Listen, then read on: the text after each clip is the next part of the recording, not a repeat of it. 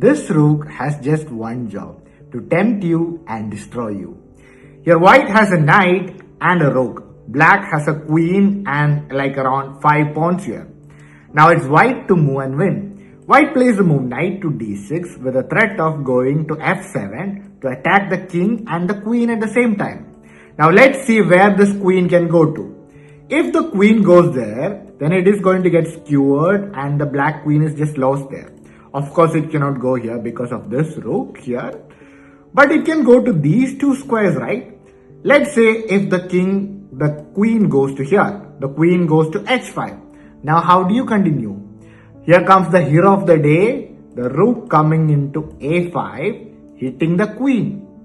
So, this white rook is threatening to win the queen. But isn't the rook free? If you come and capture this rook, then you run into this fork and white is completely winning. So you cannot touch this rook right now.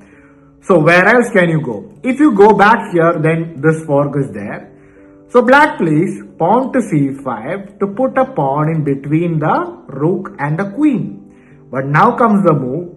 Rook takes pawn, once again inviting black to capture this rook. If you capture this rook right now, then this jack and the queen is there, you win once again. So that is the problem. This rook cannot be touched even now. So black plays pawn to e5, trying to put a shield in between rook and queen one more time. But once again, white is not done yet.